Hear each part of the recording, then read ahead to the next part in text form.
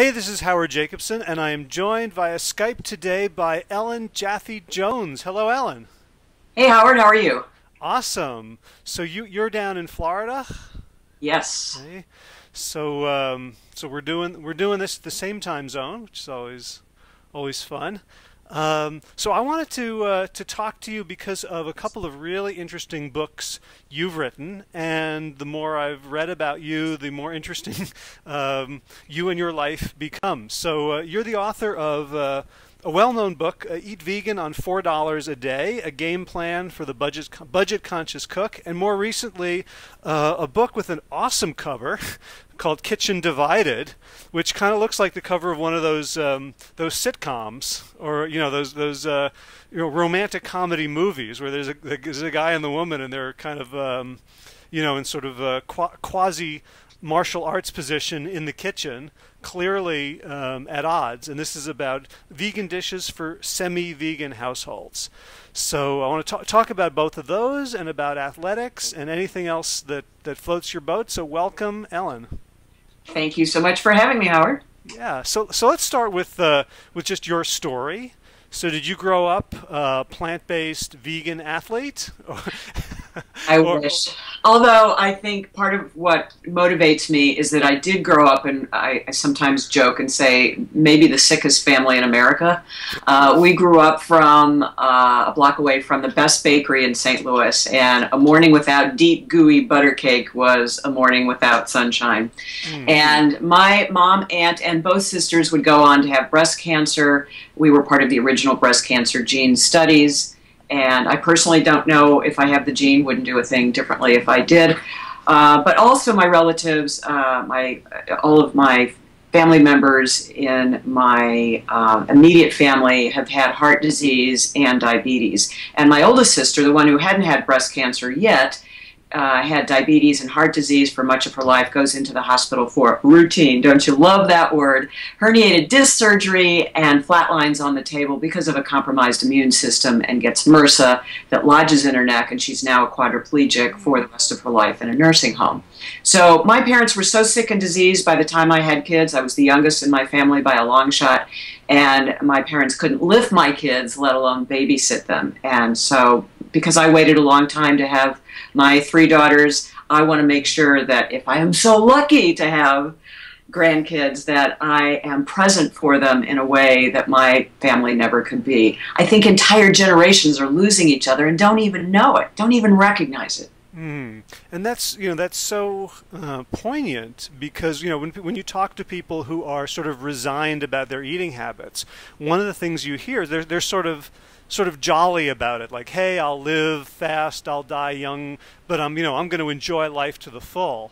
And that's such a short-sighted view, like not judging or telling them what their values should be, but just when you sort of get in touch with the big picture, like, do you want to be able to see your grandchildren, lift them up, walk down the aisle at their wedding, be a positive role model for them? When you start getting people to think in those longer-term vistas, the motivation can completely change.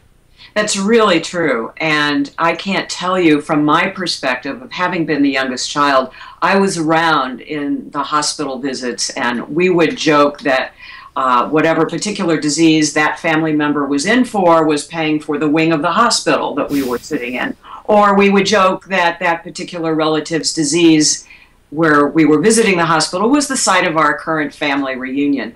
And people joke about these things because it's the only way they know how to deal with it.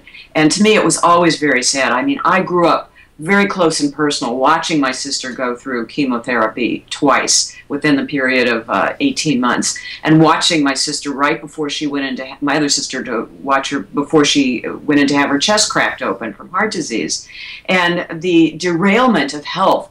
People don't understand that once you get one of these diseases, all these dots are so connected, and it's the quality of life. And you think, oh yeah, so I'll go in, get the surgery, get the drug, and I'll be just fine.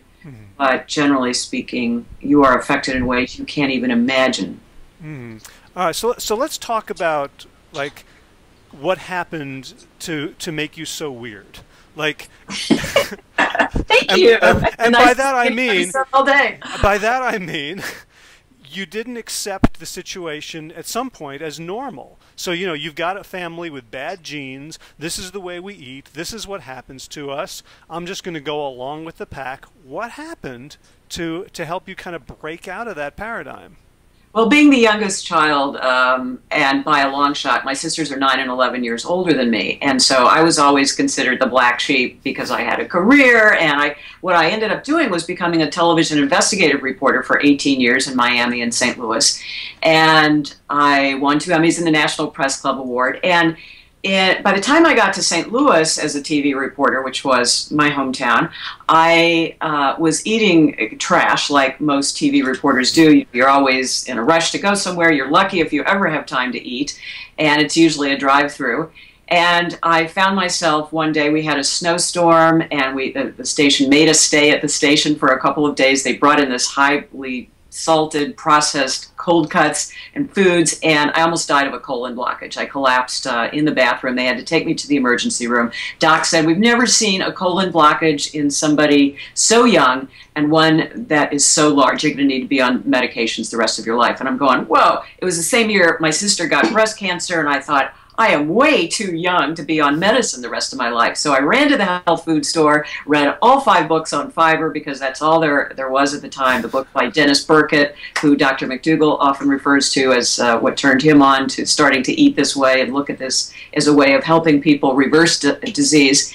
So I changed my diet at that point. First I went macrobiotic because I thought that would be also a good cancer prevention kind of diet, and it was widely touted to be effective back in those days. And then I went vegetarian and then eventually vegan. So that's been my journey. So about what year was that? 1980. Okay. So 32 years, basically, I've been doing this. And it was also the same year I really started getting into running. I stopped running when my kids were small because they didn't have the fancy running strollers that they do now. But when we moved to Florida, the kids are gone from the house, and I could really get more into the whole running thing. I found that just by showing up in my age group, I was starting to win races for my age group. And I have, since that's all happened, I have placed in 55 5K races or longer since 2006. I am 7th in the U.S. in the National Senior Games in my age group for the 1500. I am 10th in the 400 meters. 16th in the 200 meters, and 19th in the 100 meters. And one of the reasons I competed in the National Senior Games this summer, just a couple of months ago, and what was interesting is that in the 100 and the 200 meters, lots of people competed in those races. Those were on day 1, then the 400 meters by day 2, and the 1500 meters by day 3. As I was standing at the check-in table, a lot of women were scratching because I believe they didn't have the recovery and the lack of pain that I did on day 3 to continue to compete. So I really credit a plant-based diet with being able to allow me to do all these things. And the other thing I've done, I did my first marathon in 2010, and the publisher of the Running Journal, for which I write a monthly column, says it's really rare, vegan or not, for anybody with my sprint times to have ever completed a marathon. So again, I am crediting a low-fat, plant-based diet with giving me my running life back. And I would think that, you know, the plant-based life would be most advantageous for endurance, as opposed to, you know, sprinting, where you can sort of just do, you know, train a lot with technique. So I guess you can see that on the 3rd day at the 1500 that your recovery is sped up, maybe less inflammation, less body work to have to process the fuel you're putting in. That's absolutely true. And I think the other part of this, and there aren't, I don't know of any other vegan sprinters, male or female. I'm sure they're out there, but in my course of doing this for about the last year and a half, I really haven't met anybody on the state. I had to get to nationals, I had to compete at the county level, finish in the top 3, and then at the state level finish in the top 4 to be able to qualify for nationals. And I just haven't met anybody in the course of doing that who is vegan. However, I will say, because I have trained, and I think this is kind of rare, that I have trained for both a marathon and the 100 meters, the sprint races are much more demanding and there's much greater potential for injury than doing endurance. Why? Because when you're doing a 5K race or anything longer, you can slow down, you can stop, you can walk. A sprint, you just keep going. And parts of my body hurt after doing the national games that had never hurt before. And I really felt like I was pushing the envelope, that I was this close from tearing something or just really this explosive energy that you have to have. And where that comes from, I don't think I could have done it on a meat diet. The other thing is that, as I'm sure you're familiar with, even the Arthritis Foundation in its national publication called Arthritis Today says if you want to reduce arthritic inflammation, cut out the meat. And I think I kind of joke that one of the reasons I do so well is because I just show up. And part of that is that many of my meat competitors, I think, are experiencing, well, I know they are experiencing the beginning stages or more advanced stages of arthritis, and they just can't do what they used to do. Right. Well, I was talking a few months ago with Ruth Heydrich, who was saying that she wins most of her races just by showing up because she's the only one in her age group at this point. Yeah. So, yeah. And when I did the Palm Beaches Marathon in 2010, I was the 5th oldest female to finish. So same thing. What does it tell you? I think we do just experience not only the recovery, but the lack of problems that start from the head all the way down to the toes. And I have fallen in a couple of races that have been crowded and there were speed bumps I didn't see kind of thing because I'm looking ahead. And people who saw my physical injury, which is blood gushing out, said, wow, you should have broken something if you had osteoporosis. I mean, that's another thing that if you do it right, get plenty of sunshine, do weight training, you just don't have osteoporosis, which is something that our meat counterparts are often dealing with. And it keeps them from it keeps them from competing. So people who are listening to this, and I don't yet know, we are recording the video, so I don't know how people are going to be taking this in, but everyone's wondering how old you are. So if you could you tell us? I'm 60. So when I say I finished 7th in the U.S. in my age group in the 1500 meters, that's the 60 to 64-year-old age group. And part of the reason that the fan club is all excited back there. A part of the reason that I wanted to compete in the National Senior Games, as most runners kind of think in this mentality, is that I'm the youngest in my age group right now because they're 5-year age group increments. So I had the best chance of doing as well as I could. The other thing that was interesting about the National Games is that when I was getting ready to do the 1500 meters, a woman comes up to me and she goes, Ellen Jones, cookbook author, right? And I go, yeah, and who are you? And why do you know this? And she goes, I always check out my competition before I do these events, and I'm going, whoa, you are taking this way too seriously. And as I put on my reporter's hat and started asking women, I found out that most of them are full-time athletes. They do this at my age and older, full-time. They've hired coaches. One of them had a coach with her from UCLA's track team, and I'm going, whoa, I am just a weekend warrior. My main thing is writing books and talking to people about the joys of eating plants and how it can really improve your health and reverse disease. I don't do this full time. So I was even more pleased as a result of finding that out, that just even doing this on a part-time kind of half-baked basis, I could do this well. So I'm hoping that others will be inspired by my story. You know, I don't have any desire to do a triathlon. I don't have any desire to do an ultra marathon. Just keeping fit so that I can be around for the grandkids and finish without injury until I'm 100 is totally the goal. Awesome. And I guess in 5 years, you know, there'll be less and less competition from the omnivores. Yeah, and you know, with even the local running races, I'm now starting to win the Senior Grandmasters Award, which is the award for the decade. So I've gotten 3 of those in just the past year.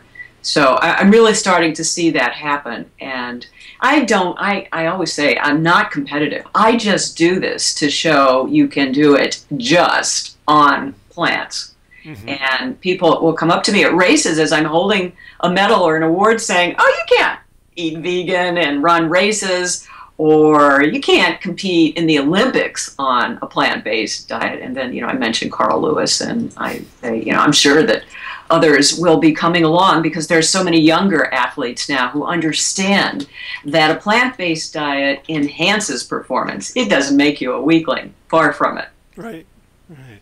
So in 1980-ish, getting back to your transformation, you went first macro and then vegetarian. So vegan wasn't really a big thing back then, right? Did you go vegan at that I did. point? I had some friends, a woman that I befriended and started running with who worked at a health food store.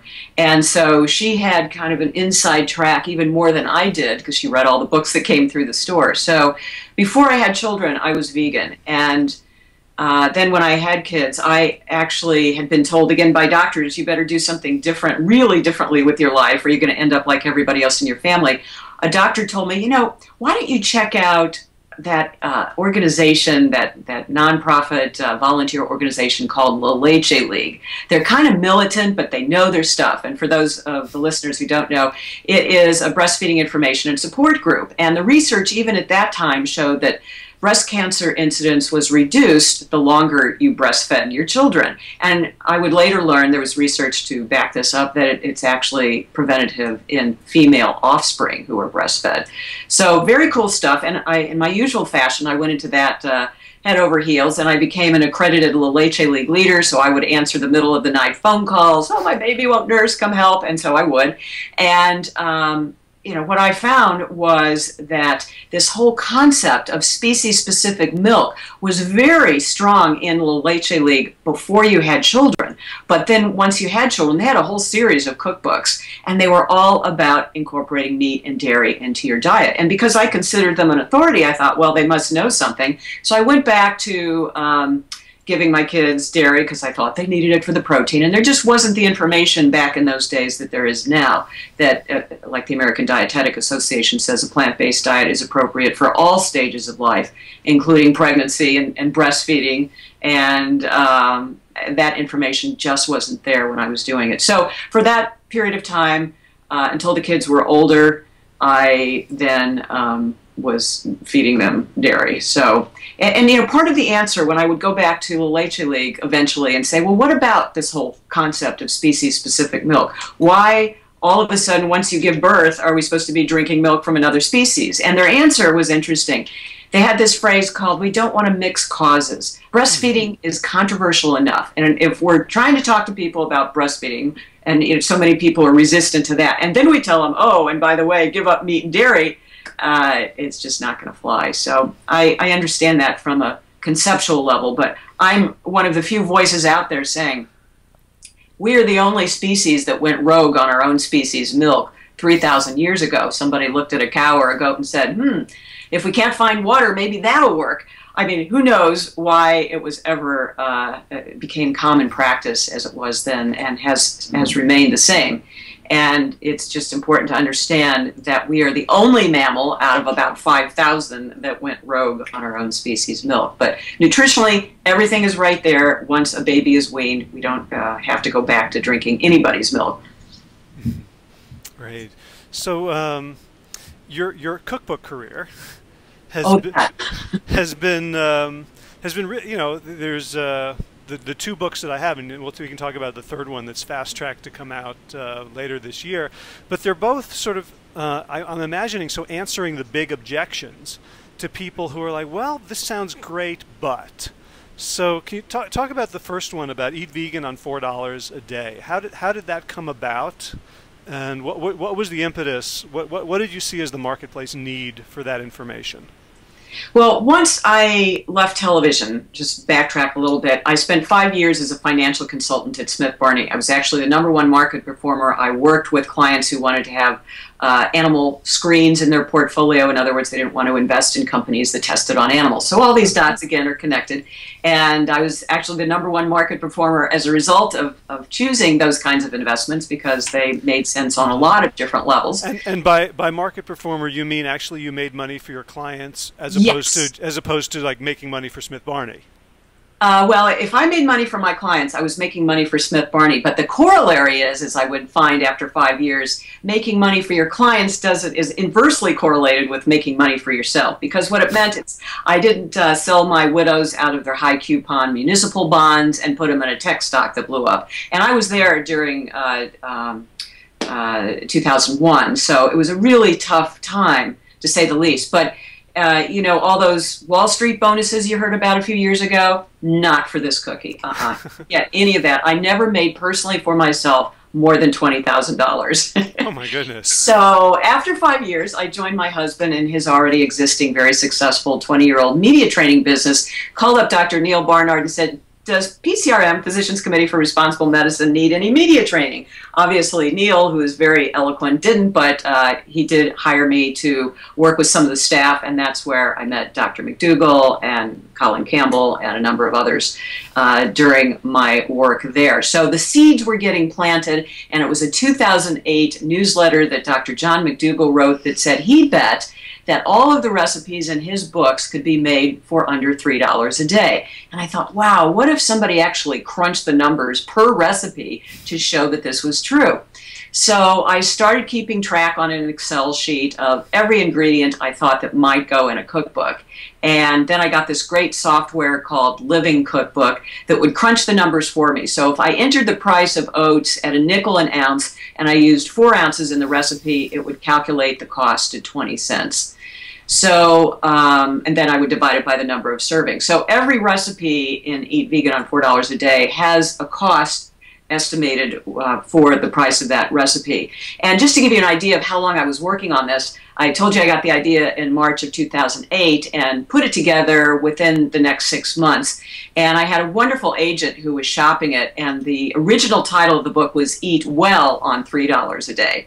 So that tells you how long we had to raise the price for inflation. And there were some people who wanted it to be what we call a backdoor vegan book, like Quantum Wellness and Skinny Bitch, that didn't have the word vegan in it. And you know, there was this shall we say, lively discussion between myself and others in the publisher about changing the name. But fortunately, about a month before my book came out, Bill Clinton came out of his vegan closet, and all of a sudden vegan became a very healthy word to use. So in retrospect, it was a great decision, I think. So that's the story of Eat Vegan. I was really motivated by watching one news story in particular where I saw this morbidly obese woman loading her grocery cart with Twinkies and macaroni and cheese, and the reporter, like I used to be, shoves the microphone into her face and goes, you know, you just can't eat well on a budget or food stamps. And I'm going, tearing my hair out. Yeah, I've done this for 32 years. I really got to get this book done. So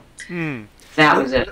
That's interesting because, you know, the next interview I'm doing is with Dave Simon, who wrote a book called Meatonomics, and talking about, you know, all the externalities, like how animal foods are so expensive, and yet most of the costs to us are indirect. Right.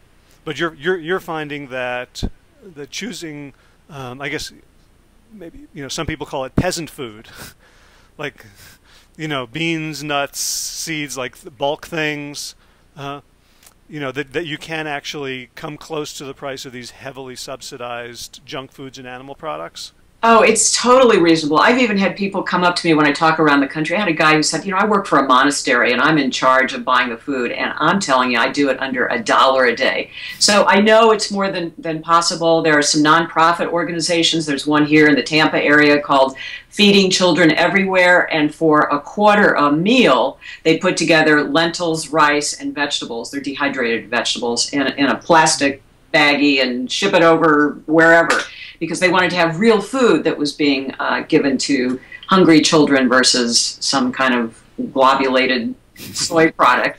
So I know it's more than true, but here's what I did. The price of beans just hasn't risen very much over the decades, and I've had a number of people stand up at audiences saying, you know, the price of beans was a nickel 10, 20 years ago. So if you take the price of beans at a nickel an ounce, and you figure you double it in size for a 4-ounce serving, so that's a dime a serving, versus the cheapest form of hamburger meat, which is 7 times more expensive, versus beef tenderloin, which is 37 times more expensive. The last time I checked beef tenderloin at the big box store, it was something like $1.19 an ounce, just hugely expensive versus a nickel an ounce. And when you start doing that kind of math, what I tell people is if you throw out the meat and dairy and replace it with bean protein, then you have all this money left over to buy produce. But also in my book, I talk about how you can join a CSA, a community-supported agriculture farm. And if you volunteer there, and I've done this myself personally and I've seen others do it, you can get a great discount on the share of food that you pick up every week or every other week, or you can even get the food for free.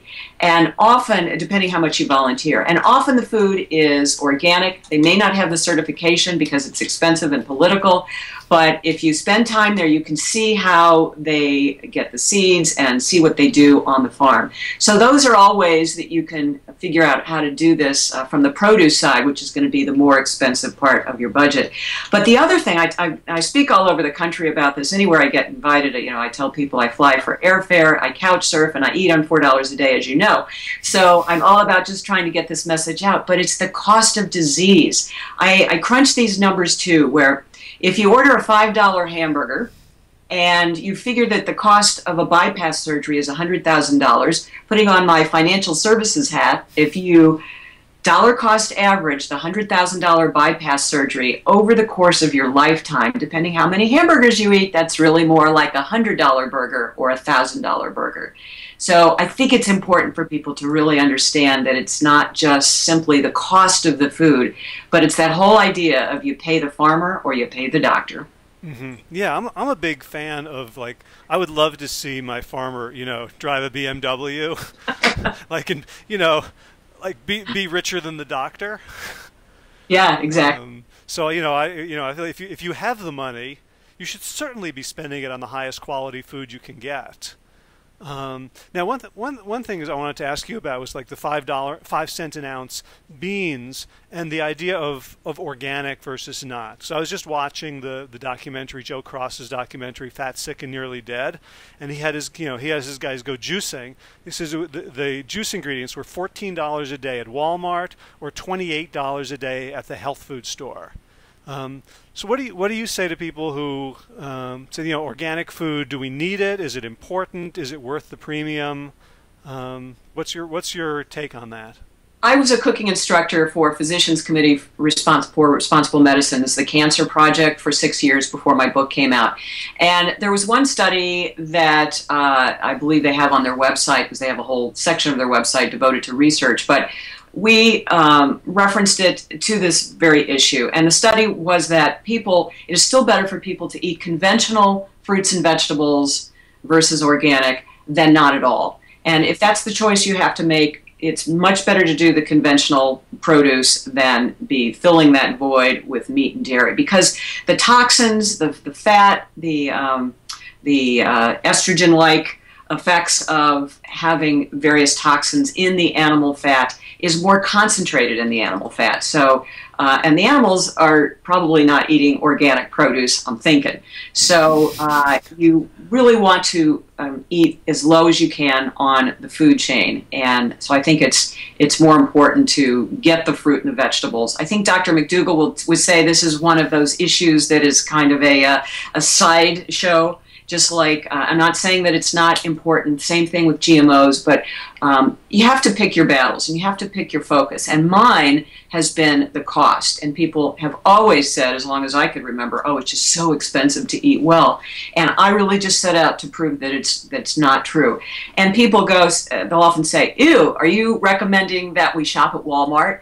And I'm saying, no, I'm just showing that because most everybody lives within an hour of a Walmart, that if you say you can't eat well on a budget, you can find these kinds of foods at these cheap prices at Walmart. And the reality is, 1 out of 6 people in this country is already living below the national poverty rate of $23,000 a year. And if you do the math on that, that is $4 a day for food if you figure that 1/4 of your income goes to food. So people are already shopping at Walmart. And in my years there, and I have literally spent years tracking prices, one of these, I'm taking pictures with, my smartphone, and I'm sure one of these days I'm going to get thrown out of there. But on the other hand, I am showing that you can eat healthy, even at Walmart or Costco. And in my work in tracking prices there, I will see people just walk into where I am taking pictures, and they'll be on these motorized carts and just hobbling and so frail and feeble. There was one guy ordering fried chicken. He was in a wheelchair, and I'm sure it was diabetic neuropathy. His feet were bandaged from the knees down. And I see these things, and I just want to run up to people and go, hey, there's a great deal on beans 2 aisles over. Follow me. But I don't do that. We have such a crisis in this country. So it's so sad. Yeah, well, I shop at my local Costco all the time, and I keep thinking it would be a great photo project to take photos of people and their shopping carts. I've got that. I just don't know what to. And I use some of it in my slideshow, but sometimes I've had people come up to me and go, "What, are you fat shaming?" And you get into this sometimes peripheral issues, and I just try and keep what I am talking about on the straight and narrow with how you can save so much money, not only at the store, but by avoiding doctors and diseases. Right on. Cool. So my takeaway before giving people all the information in the book is get your protein from beans and legumes, and put the money you're saving on meat into produce. Absolutely. And then people go, well, really, where do you get your protein? I don't know if you can see that, but does it look like I have a protein deficiency? And whether or not you show this video or not, what I just did was flex my biceps. And, I don't spend hours at a gym. In fact, I spend hardly any time at a gym because I'm out running, and then I'm sitting here at my computer with my arms just kind of sagging at my sides typing. So I'm really not getting the best workout I should be getting. But even still, I get plenty of protein. And I always ask audiences, do you know anybody who is diagnosed with a protein deficiency? And nobody will raise their hand. And then I go, do you know anybody who is diagnosed with heart disease, cancer, or diabetes? And everybody raises their hand. So those are the issues we need to be focusing on and trying to eradicate those diseases, because they're, as you know, so preventable. Right on. Cool. So let's move on to Kitchen Divided. So the idea here is that if you are in what you call a mixed marriage, where one partner is vegan or plant-based and the other one eats meat, eats dairy, how do you negotiate that? And because the first question is, I've spent a lot of time in the plant-based community, and there's different factions, and I didn't realize kind of how hardcore the vegan faction could be until I went to the Vita Vegan Con in Portland, which was really like, I was shocked. It was all about vegan as opposed to sorry, someone is quietly crawling out, trying not to attract attention. That's so sweet. That was my dearly beloved. It's not the dog. I was looking. That's like the dog from Peter Pan. It looks very sort of humanoid. I could see him leaving, but I think okay, whatever. Well, get back to the Kitchen Divided. I guess is he your inspiration for Kitchen Divided? Yes, totally. God love him. We're both TV investigative reporters in Miami, and it's this really romantic, made-for-a-movie kind of story, and I'll try and keep it to 10 seconds or less. But I broke the biggest story of my life in Miami, found out the school superintendent was stealing gold-plated plumbing for a summer home, which was just the tip of the iceberg. And the story ignited riots in 1980 in Miami, and I had already turned in my resignation at the day I broke the story, which was a good thing because I had death threats. But, that just gives you an idea. My whole thing is to find the truth about food, as it has been for every other story I've ever done. And anyway, we met at a Janet Reno news conference, my husband and I did, and he comes up to me and says, that was a great story, I should have had it. And then 5 months later, we re-met at an investigative reporters convention, and we had a 5-month relationship back and forth between Miami. He breaks it off, breaks my heart. Never hear from him until 20 years later, after I've already gotten married, had kids, divorced, and he says, how about we have lunch? And he says that breaking up with me was the worst mistake of his life. 6 months later, we're married on the beach in Florida and living happily ever after. Well, during this period of time, when I worked at Smith Barney, I went off a plant-based diet because we had a lot of meals, lunch and dinner that were for clients, and we had no control over the food at all. The only choice I had was what topping I wanted on my working lunch pizza. So during this time, I gained 25 pounds. I'm off the plant-based diet. We moved to Florida, found myself in the emergency room a second time facing a hysterectomy, and the doctor said, you need to have one right away. And then my regular OB gets on the phone and says, go back to that plant-based diet and call me in the morning. 3 weeks later, all signs of menopause were gone, including the hot flashes, and then that was the last time I had meat and dairy. And so during that period of time where I was working at Smith Barney is the time that Clarence and I reconnected and got married. So as I would talk around the country about Eat Vegan on $4 a day, I had written in my book, it's more important to have somebody who loves and respects you than a clone at the dinner table. And I always ask my audiences, have any of you ever been in a bad marriage? Just saying. And, Clarence and I have been married for 10 years, and other than the food, we agree, it seems, on everything else. We have an incredible lifestyle here in Southwest Florida. He's still a writer, writes books. We go sailing. Everything else is fabulous. And yet he is on some of the medications for preventable diseases that, he sees what I do, and he just is very resistant. And part of it is that he is 18 years older than me, and sometimes I have found in my life that, especially as people age up, it's just harder and harder to change. And I found this when I did cooking classes as well for 6 years. So I wrote this book with him in mind. It's to help you and many others in my audiences, because when I would ask my audiences, how many of you live in mixed marriages, a lot of people would roll their eyes and go, oh yeah, this is just such a struggle. So the recipes in Kitchen Divided are divided into several categories. One group of recipes are entrees that can be your main dish if you're the vegan, and can be a side dish for somebody else in your family or surroundings who is not a vegan. Or they can be a main dish that is fine for you as a main dish, and they can throw whatever faux meats, real meats, whatever they want to do to it, it's their thing. All the recipes in my book are, of course, vegan.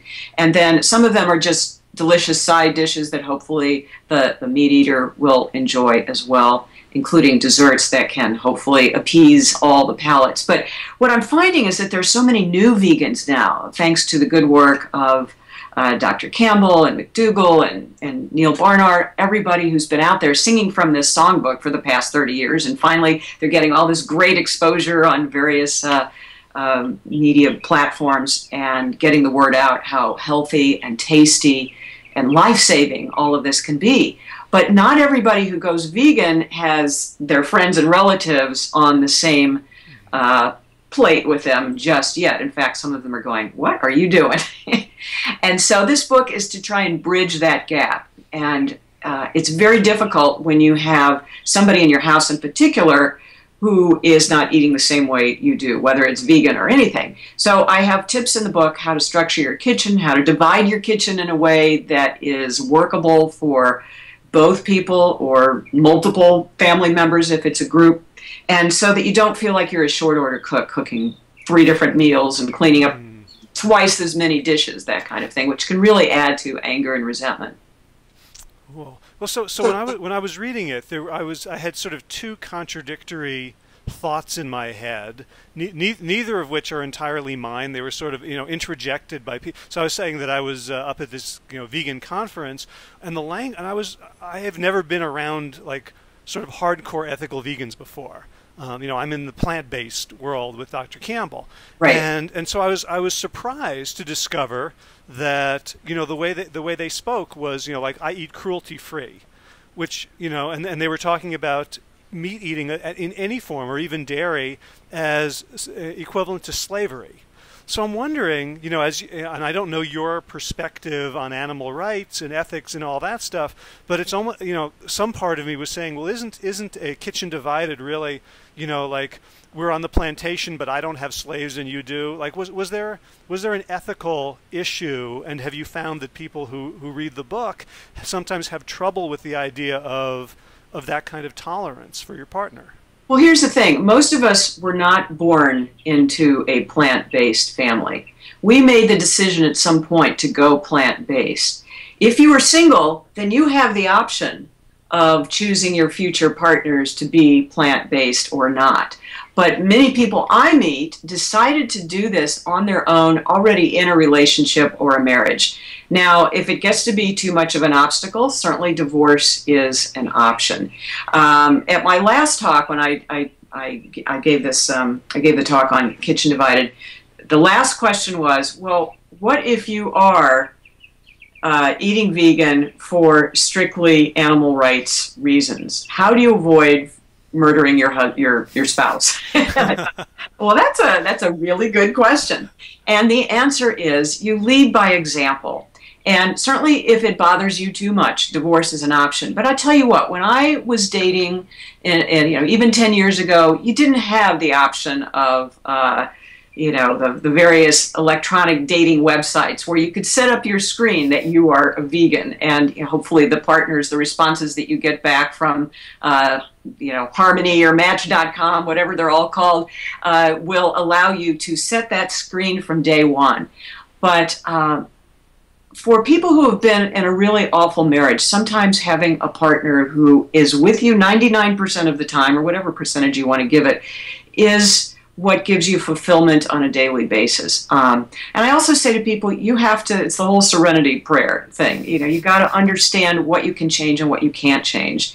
And, you know, my parents, who went through 64 years of marriage, at the 50th anniversary, I asked Mom, I said, so how do you get through 50 years of marriage to anyone? And she goes, one word.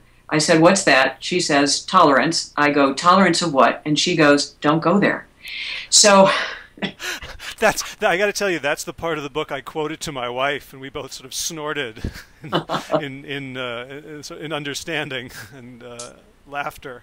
Yeah, you know, everybody has to make this list. If you do any kind of personal growth workshops or weekends, as many of us have, you know, they'll always say, throw out the list, live in the moment, live in the here and now. But we do have lists of what we expect from other people. And I think that's, in living with somebody who's different from you, whether it's through food choices or whatever, you have to identify where the red line is and what is acceptable. And my book gets into all these different red line categories. So, you know, like, for example, people in the Jewish religion eat kosher, but sometimes they only do it at home, but when they go out, it's, you know, whatever I want to eat kind of thing. So everybody has all these levels of acceptance. And I just want to say about the whole animal rights thing, let me tell you, as a television investigative reporter, I covered some of the worst animal abuse stories you could ever imagine, from puppy mills to the way, well, I won't get into the details, but just suffice it to say that every video I've ever watched, I can relate to being the reporter who was holding the camera or being there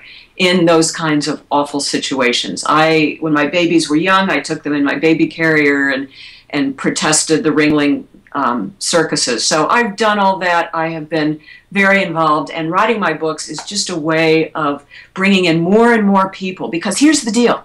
When I worked in television news in the newsroom, nobody took PETA seriously unless they did something really outrageous, like at a fur store, you know, they would have the protesters in their fur, and on a cold January day, nothing else underneath. And that's the way they got the media attention. And I thought, you know, if I attack this from an animal rights perspective, I'm not going to get not only the media attention, but the interest in people taking me seriously, because I saw what news management did with these kinds of animal rights issues. I think that is changing. And I will tell you that Brian Ross, who was a colleague of mine in Miami when I was there, who now works for ABC, he is the only reporter that I've really seen on the national scene who has taken some of these hardcore animal rights issues and tried to get it into the mainstream media. So I know how hard he's probably had to fight behind the scenes to get these stories to see the light of day, because it is very challenging. I have tried to get a cooking show myself personally, and I won't go into the details about this, but when I thought I was close, you know, 2 Emmys and the National Press Club Award, plus all the cooking experience I've had, you would think that at least I could get some kind of local market interested. But the pushback by meat and dairy advertisers is huge. So I just want to say we all do what we can in our own little corners to try and use the resources that we have and the understanding that we have. And compassion is something that is very, very necessary, no matter if we are vegan or not. And I think certainly what's going on in the world today suggests that we all could do a little bit better in eating, trying to get ourselves and others around us to eat in a more peaceful and humane way, which may make us hopefully have more compassion toward others. All right. Well, you know, I have so many more questions. I hope I can get you to agree to another session at some point in the near future. I do have to run now. I've got another interview coming up. I have so enjoyed this. Thank you so much. I really, really appreciate it, Howard, and appreciate all the work you're doing. Good luck to you. Well, thanks a lot. I'll be in touch on the back channels to get you on again, and maybe you can set me up with Brian Ross. I'd love to talk with him as well and see what he's up to. Great, thank you, Howard. So before we go, you just got to tell folks how they can get in touch with you. What you offer, all the stuff that helps you be sustainable in your business. How can folks get good stuff from you and give you money? I am reachable on my website, which is vegcoach.com. So nice. You can contact me through that.